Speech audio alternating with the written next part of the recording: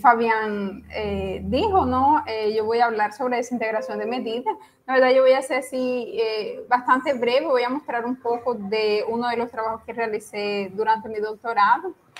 Hay cualquier pregunta, ustedes me pueden interrumpir. Bueno, el nombre de la presentación es clasificación de medidas condicionales a lo largo de foliaciones con longitud de arco invariante. Bueno, una pequeña introducción. Colega ya estaba hablando un poco sobre la teoría ergódica, ¿no? Y yo que estudia la teoría ergódica. Yo voy a hacer una breve introducción aquí, solamente para contextualizar mi trabajo. Bueno, la teoría ergódica, ¿no? Está interesada en estudiar una función que preserva una medida. Ahí yo voy a decir algunos términos que van a quedar más claros más adelante, que yo voy a dar la definición de algunos de ellos. Entonces, una de las preguntas que uno puede hacer es ¿qué sucede con un punto cuando yo comienzo a iterar él, ¿no? ¿Cómo es que va a quedar esa órbita que nosotros llamamos de órbita, ¿no? Que son todas las imágenes de un punto en la variedad? ¿Cómo es que queda ese conjunto dentro de mi variedad? En términos de medida, ¿no? Siempre vamos a estar pensando aquí en una medida invariante por mi función. Ese conjunto, ¿no? Yo voy a llamarlo de órbita. Una de las preguntas es, ¿él va a quedar todo regado por mi variedad? ¿Él va a quedar solamente acumulado en un punto? ¿Cómo es que va a ser? Ahí aparecen entonces términos como ergodicidad, propiedad de Kolmogorov y Bernoulli. Aquí yo coloqué esos términos en orden creciente de fuerza, ¿no? Por ejemplo, ergodicidad es una propiedad un poco más débil que Kolmogorov y Kolmogorov es más débil que Bernoulli, o por lo menos eso se sabe hasta ahora. Bueno, una forma de estudiar esas propiedades de la función en términos de la medida o esos términos de ergodicidad y Bernoulli es estudiar la desintegración de medida. ¿Cómo así la desintegración de medida? Yo puedo tener, por ejemplo, mi espacio y yo puedo ver la medida de mi espacio todo. Yo puedo ver ella en términos de unas medidas menores o en términos de pronto de medidas que yo conozco. Entonces yo, por ejemplo, voy a poder calcular la medida de un conjunto dentro de mi espacio como lo que nosotros conocemos, por ejemplo, aquellas medidas de Lebesgue, ¿sabe? Que uno puede calcular la medida en R2 como siendo producto de las medidas en R. Entonces sería más o menos eso. Podemos medio que aplicar un Fubini dentro de mi variedad. ¿Sabes? Entonces, si yo conozco unas medidas más simples con las que yo pueda reescribir a mi medida, eso va a facilitar mi trabajo para ver el comportamiento de la medida y de la función, de las órbitas en general.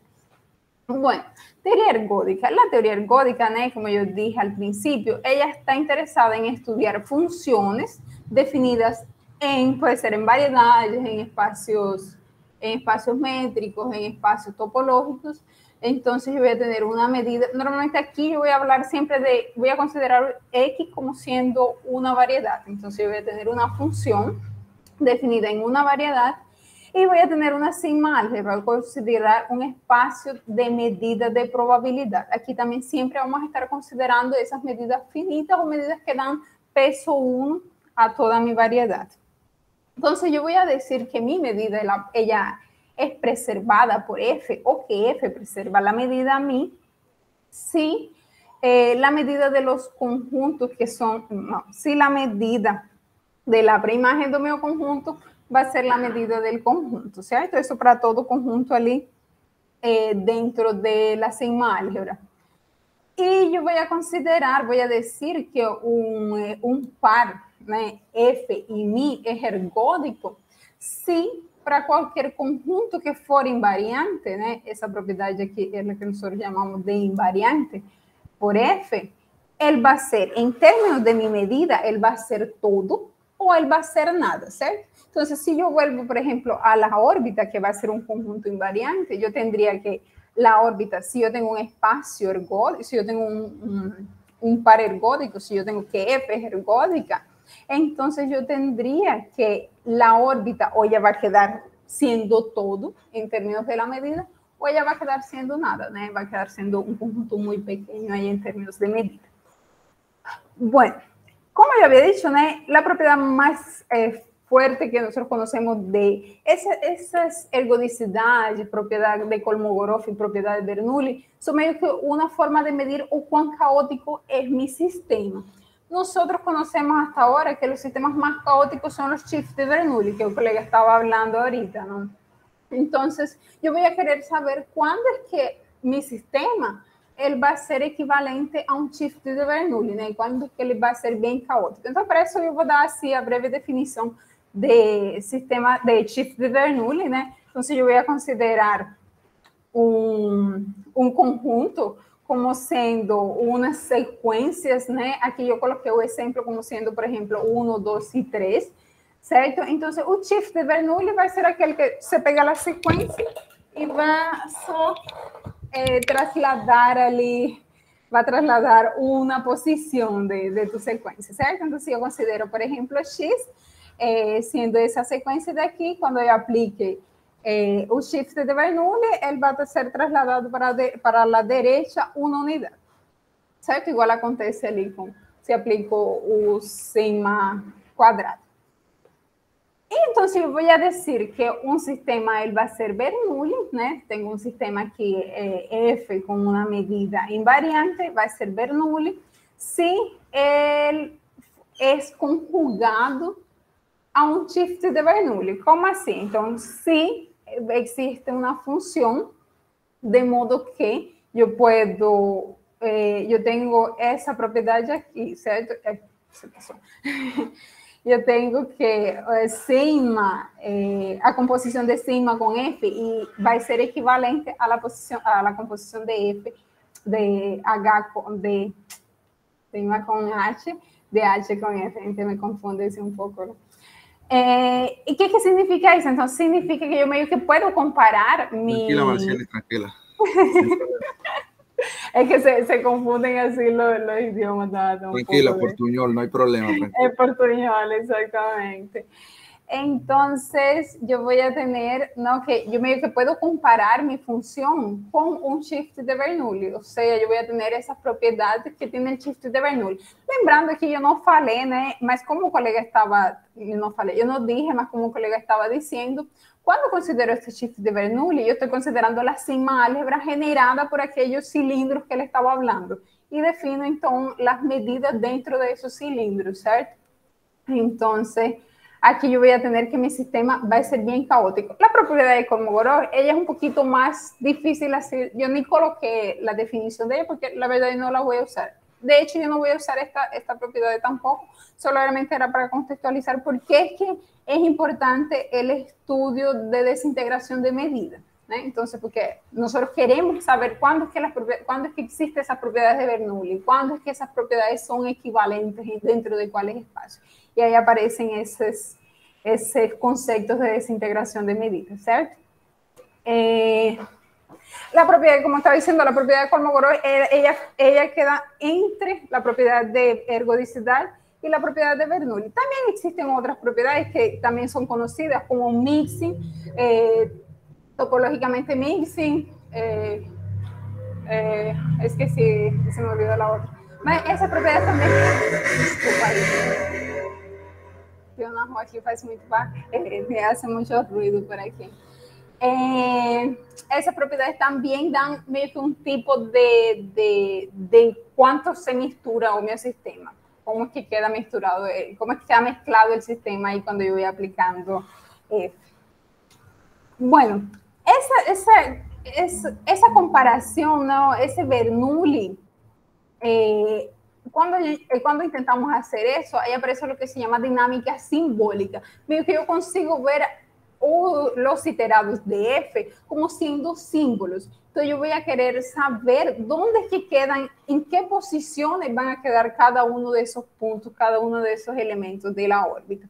Ahí entonces aparece aquella definición de partición. Entonces yo voy a considerar a mi variedad, yo voy a considerar mi variedad y voy a considerar entonces una partición de esa variedad y voy a ver cómo es que queda distribuido esos iterados dentro de mi partición. Entonces, si por ejemplo, yo tengo una secuencia, estoy colocando aquí. Entonces, voy a dar la definición, como nosotros vamos a usar aquí lo de partición, entonces yo voy a considerar una subsima álgebra de la sigma álgebra de Borel, generada por una secuencia enumerable de elementos, la ley de borelianos, y voy a definir el átomo como siendo el conjunto que va a ser la intersección de todos los elementos dentro de mi subsima álgebra que contienen ese punto.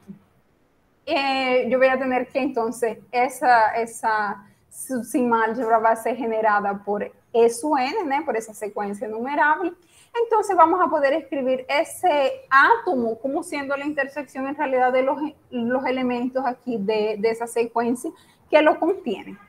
Entonces, ¿cómo así? Por ejemplo, si yo tengo una partición aquí de 4 elementos, ¿no? De mi espacio, ahí entonces yo voy a tener que el elemento el átomo de X va a ser ese que está aquí en rosado, ¿no? Que va a ser la intersección de E1 que lo contiene, E2 y E3. Ahí igual para Y, ¿no? Va a ser aquí entonces la intersección de esas dos particiones, de esos dos elementos de la partición, ¿cierto? Yo voy a tener como cada uno de esos elementos es boreliano, yo voy a tener que ese conjunto también va a ser Borel. Eso va a ser importante a la hora de hacer algunos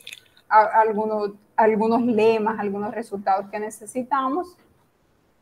Y vamos a tener que además de eso, ese elemento definido de esa forma va a ser una partición para mi espacio.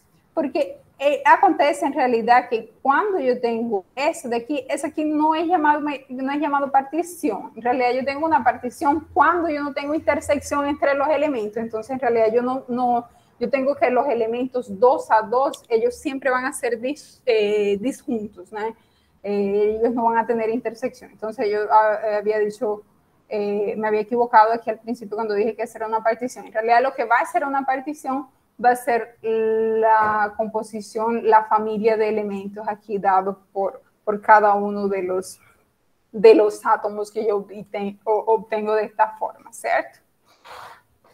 Bueno, cuando tengo esa partición, entonces aparece lo que son las medidas condicionales. Entonces, dentro de esa partición, yo voy a encontrar ahora unas medidas, las cuales van a darme una descripción ahora de mi medida total. Entonces, yo voy a decir que una familia de medidas, mi X, son medidas condicionales asociadas a una subsima álgebra. No, estamos en el caso anterior, yo tengo la subsima álgebra, voy a tener la partición dada por los átomos. Yo voy a tener que esas familias, ellas van a ser medidas condicionales si para todo boreliano, la función que lleva X en mi de X de ese boreliano va a ser una función medible. Ella va a dar peso 1 a todos los átomos, ¿no? Si yo tengo un X, mi de X del átomo que contiene X va a ser igual a 1.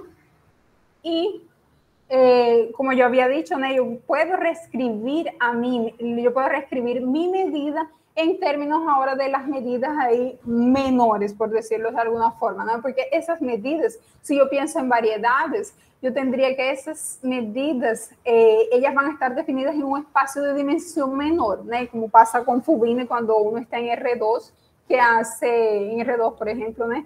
Que hace entonces la medida en R y en R, resulta un poco más simple. Yo tengo entonces que yo puedo garantizar, ¿no?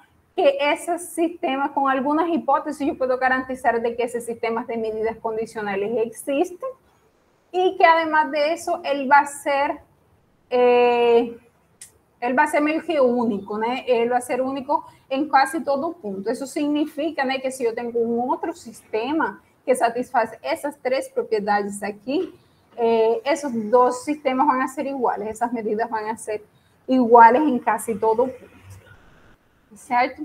Entonces, yo no voy a querer definir esas medidas en cualquier espacio, yo lo voy a querer definir en realidad en el espacio en las foliaciones. Entonces, voy a dar aquí una breve definición. Disculpa, tengo una preguntita. ¿Sí? esos átomos en sí son como clases de equivalencia, ¿cierto? O sea, exactamente. Porque tú al final estás cogiendo elementos del conjunto cuyos dos elementos siempre estén en los mismos elementos de la sigma álgebra. Exactamente. Y después intersectas todo ello, ¿cierto? Y esa sería una clase. Exactamente. ¿Cierto? De hecho, lo podemos definir como clases de equivalencia también. Hay una que se define de esa manera más simple. No, porque yo estaba viendo el ítem I, que tú dices que, bueno, para X envía a mí de X.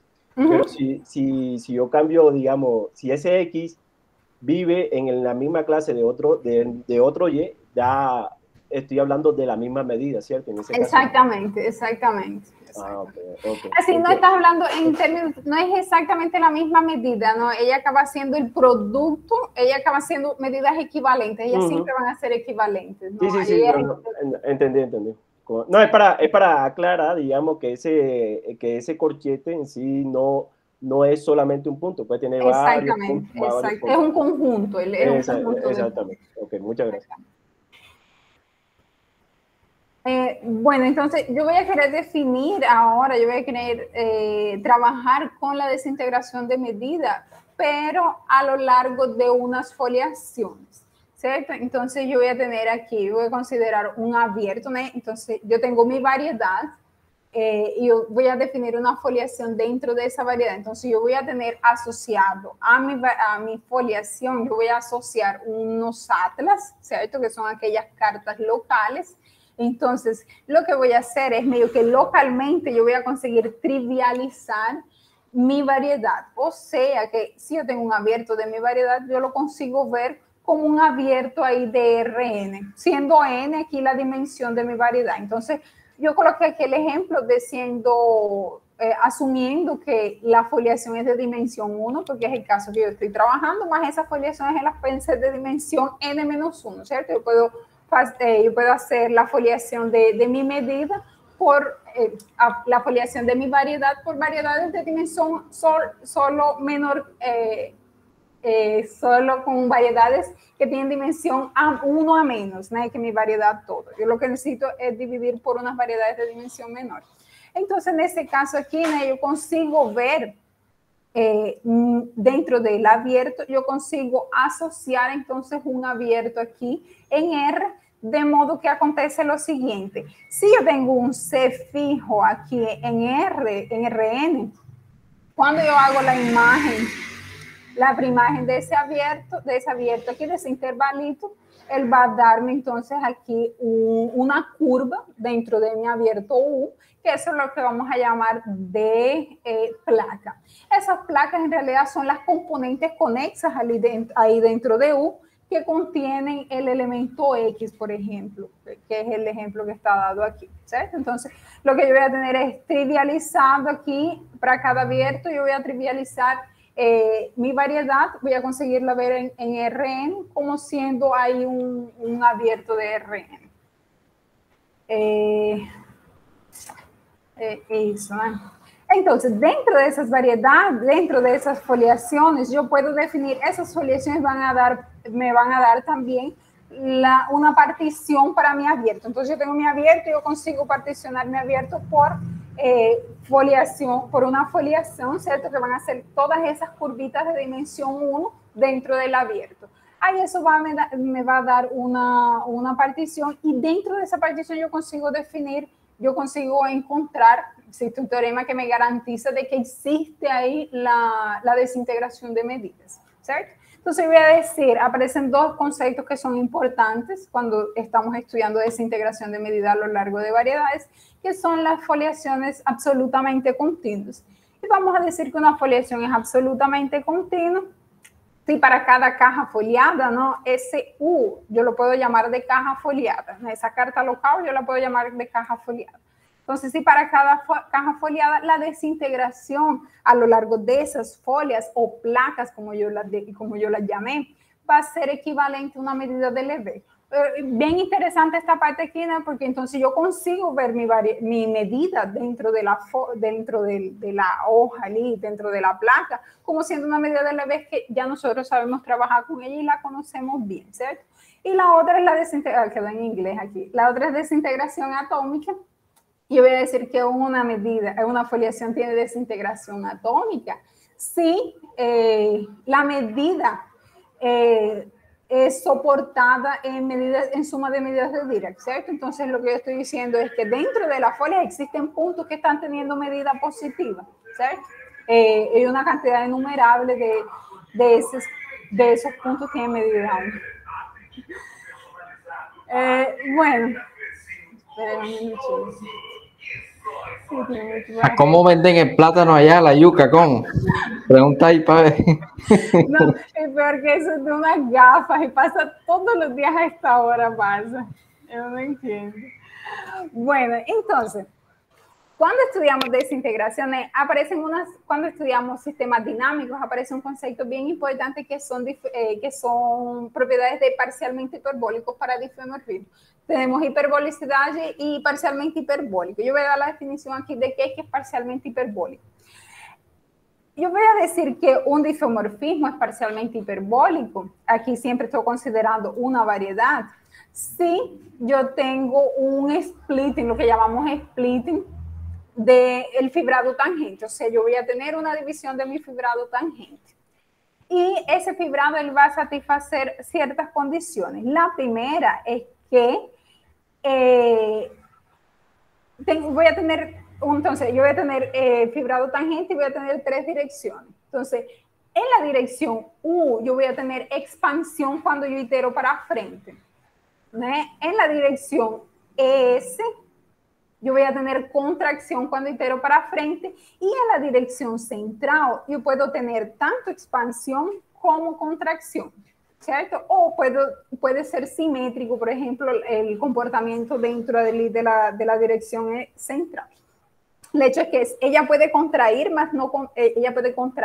pero no contrae tanto cuanto la dirección estable, y puede expandir, pero también no expande tanto como la dirección inestable, ¿cierto? Entonces yo voy a tener esas 3 direcciones. Un hiperbólico, o llamados de Anosov, es cuando yo no tengo esa dirección central. Entonces yo consigo dividir mi fibrado tangente en 2 direcciones, una que expande y una que contrae. Acontece que cuando yo tengo difeomorfismo parcialmente hiperbólico, yo tengo unas foliaciones que vienen ya dadas con esos difeomorfismos, que son la foliación estable y la foliación inestable, ¿cierto? Algunas veces yo puedo tener una foliación aquí central. Esas foliaciones son las foliaciones que integralizan cada uno de esos espacios, ¿cierto? Entonces yo tengo aquí el espacio en el tangente, ¿no? En el fibrado tangente. Yo puedo tener una variedad que ya es tangente ahí a ese espacio. Entonces siempre voy a tener el de estable y el inestable. Algunas veces yo tendré, con algunas hipótesis, yo tendría ese central ahí, ¿cierto? Entonces, algunas de las preguntas es siempre cuando estudiamos parcialmente hiperbólico, ¿qué es que acontece con esa dirección central? Porque para difeomorfismo de Anosov o hiperbólico ya se sabe muchas cosas, ¿no? Entonces, la idea siempre es preguntarse, ¿qué es que acontece con la dirección central? ¿Cómo es cuando existe esa foliación en la dirección central? ¿Cómo es la desintegración a lo largo de esa foliación ahí? Bueno, yo voy a dar aquí como una timeline, algunos resultados de donde aparecen esos conceptos y por qué fueron importantes esos conceptos allí, esas propiedades en esos resultados. Por ejemplo, en 67, Anosov mostró que flujos geodésicos en variedades riemannianas. Ahí yo quedé con la duda, yo no sé si variedades riemannianas o variedades de Riemann. Ahí se fue de riemannianas. Cerradas con curvatura negativa son ergódicos. Pessin en el 77 mostró que difeomorfismos no uniformemente hiperbólicos, las propiedades de Kolmogorov y de Bernoulli son equivalentes. Yo había hablado al inicio, ¿no?, que la propiedad de Bernoulli es más fuerte de que la propriedade de Kolmogorov. Aqui no caso, né, quando tem uniformemente hiperbólicos, ele mostrou de que, de hecho, essas duas propriedades são equivalentes. E, de hecho, algunos de los estudios que se viene haciendo también, ¿no? ¿Cuándo es que esas propiedades? ¿Cuáles son las hipótesis que yo debo colocar para mi difeomorfismo o para la variedad del difeomorfismo? De modo que sea satisfecha esa equivalencia, ¿no? Que yo siempre tengo que Bernoulli implica Kolmogorov. Ahora, ¿cuándo es que Kolmogorov también va a implicar Bernoulli? Esos dos ejemplos aquí, ellos parecen no tener nada que ver con la desintegración, ¿no? Que era lo que yo había hablado al inicio. Más en realidad, esos dos son importantes en esas demostraciones de esos dos resultados. Fue importante fue importante la desintegración de medida, porque ellos consiguieron hacer desintegración en las variedades que son dadas como estables e inestables y vieron que en realidad esas desintegraciones eran absolutamente continuas, o sea que podíamos tener ahí las medidas equivalentes a las medidas de Lebesgue, como yo tenía definido ahí atrás. En 2012, Ponce, que fue mi orientador, ¿no? En el doctorado, Taxivi, que fue el orientador de él, y Varão, ellos mostraron que difeomorfismos derivados de Anosov que preservan el volumen van a tener, si satisfacen esas dos hipótesis. Ahí yo no voy a entrar en detalle en esas hipótesis, mas ellos mostraron de que la desintegración a lo largo de la variedad central era atómica. De hecho, en realidad ella era monoatómica, o sea, el soporte de ella era solo un punto, ¿no? Ese numerito aquí es en realidad lo que llamamos de exponente de Lyapunov, que también es una forma de medir cuánto expande un miosistema o cuánto contrae un miosistema, ¿no? No voy a entrar en detalle, que no es el foco aquí de la presentación. En 2015, Ávila, Viana y Wilkinson mostraron que perturbaciones del tiempo 1 de fluxos geodésicos que preservan volumen sobre una curvatura, sobre una superficie de curvatura negativa, ellos mostraron de que la desintegración del volumen a lo largo de la dirección central es atómica o absolutamente continua. Entonces, si yo tengo ese caso, o yo voy a tener atomicidad o absolutamente continua. No 2019 también ellos, ¿no? También mostraron con estas hipótesis aquí de difeomorfismo parcialmente hiperbólicos, centro unidimensional y difeomorfismo accesible. Difeomorfismo accesible significa que yo puedo caminar sobre las variedades, yo puedo caminar y encontrar yo puedo encontrar siempre dos puntos caminando sobre las variedades estables e inestables. Ellos mostraron que con esas hipótesis la desintegración de la medida volumen a lo largo de la foliación central también iba a ser o atómica o leve. Bueno, aquí, ¿no? Nosotros podemos ver en realidad la importancia o cómo es que, porque ellos están trabajando el comportamiento de la dirección central para difeomorfismo parcialmente hiperbólico, más específicamente la desintegración a lo largo de esas variedades. Pujaus, él hizo una conjetura, en realidad no sabe muy bien cuál es la fecha, yo coloqué solo así. Entonces era medio que él quería caracterizar los difeomorfismos parcialmente hiperbólicos en variedades tridimensionales. Ahí él dijo que lo que él creía era que esos difeomorfismos hoy iban a ser perturbaciones de Q-product. Q-product yo voy a tener así, medio que producto de dos funciones ahí dentro de una variedad. O sea, normalmente consideramos un Anosov y cualquier otra cosa. Puede ser un Anosov veces un shift, por ejemplo, o un Anosov veces una rotación. Eso me da un Q-product. Puede ser la perturbación del tiempo 1 de un flujo de Anosov transitivo, o puede ser derivados de Anosov en el toro T3. Entonces, la idea era que siempre que yo considerara difeomorfismos parcialmente hiperbólicos, ellos quedaran encajados en alguno de esos tres casos. Solo que ahí vino Bonatti yo no sé cómo es que Gogolev y Potrin, y ellos dieron un contraejemplo para esa conjetura.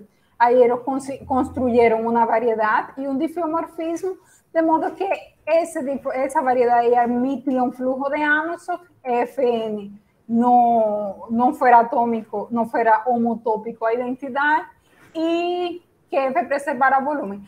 Y F robustamente transitivo y establemente ergódico. En ese caso, vamos a tener de que esa función F ya no se encaja en ninguno de los tres casos que Pujals había dicho, ¿cierto?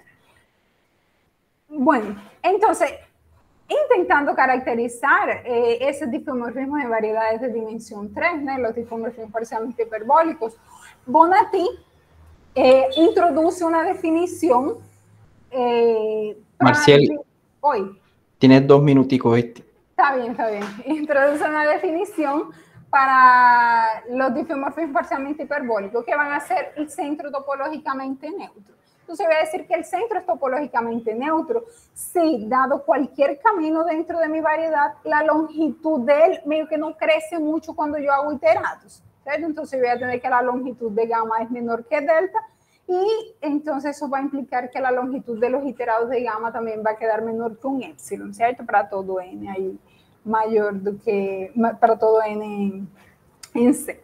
Esa condición ella implica, ¿no? Yo tenía hablado ahí al inicio que la dirección central no siempre es integrable. Más esa condición aquí garantiza de que esa dirección ella va a ser integrable.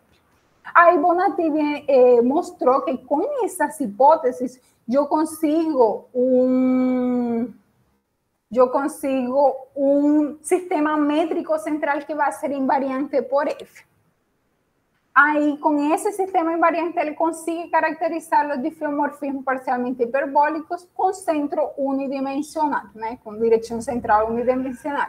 Ahí él demuestra, ¿no? Que esos difeomorfismos van a ser conjugados a un skew product, ¿no? De un Anosov lineal veces una rotación, van a ser el tiempo 1 del flujo de Anosov de un flujo de Anosov topológicamente transitivo. Bueno, entonces, la idea de nuestro trabajo, voy solamente a anunciar que el resultado. Nosotros consideramos una variedad, un homomorfismo dentro de una variedad suave y una foliación F invariante de dimensión 1 ahí de mi variedad y considero unos sistemas de longitud de arco. Si nosotros asumimos de que mi sistema es ergódico para una medida F invariante, nosotros vamos a conseguir caracterizar la desintegración a lo largo de esas foliaciones. Entonces yo voy a tener o que esa desintegración ella va a ser atómica o ella va a ser equivalente a unas medidas de Lebesgue dentro de mi variedad, dentro de cada folio. O ella queda soportada en un conjunto de campos. Entonces, aquí lo que nosotros tenemos, a diferencia de las hipótesis de Viana y Wilkinson, es que nosotros estamos asumiendo un homomorfismo cualquier y estamos asumiendo una variedad cualquier. Ese sistema aquí, ese resultado, uno de los ejemplos para él es, por ejemplo, las hipótesis de Bonatti, ¿cierto? Entonces, que yo puedo garantizar esa existencia de esos cumplimientos, de esos sistemas de longitud de arco ahí. ¿Cierto? Interesante, ¿no? Que aquí en ese caso aún no hemos encontrado un ejemplo que tengamos medidas soportadas en un canto. Creo que el colega habló de cómo construir esas medidas. De pronto sería interesante, no sé si me pasa alguna referencia o algo para construir un ejemplo de ese caso. ¿Está bien? No dio tiempo de pasar todo. Gracias.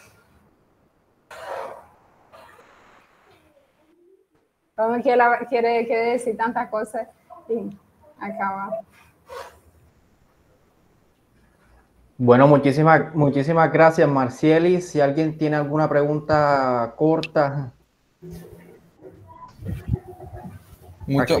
Muchas gracias, Marcieli, realmente. Aquí pregunta Eduardo, ¿cuáles son las principales para trabajar sin la diferenciabilidad de la dinámica?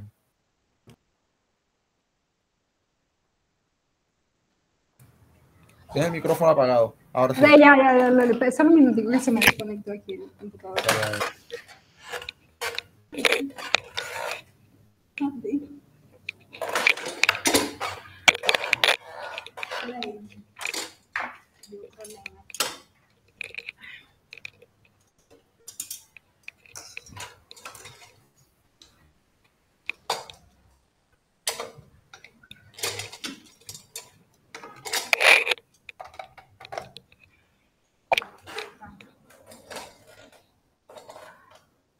Bueno, en este caso aquí nosotros no tuvimos mucho problema, de hecho por eso trabajamos sin la diferenciabilidad, porque en realidad no era necesario como tal, porque lo que necesitábamos más era más el comportamiento de la foliación invariante, importante la ergodicidad de la función, era más eso, no tuvimos así mucho problema con la diferenciabilidad.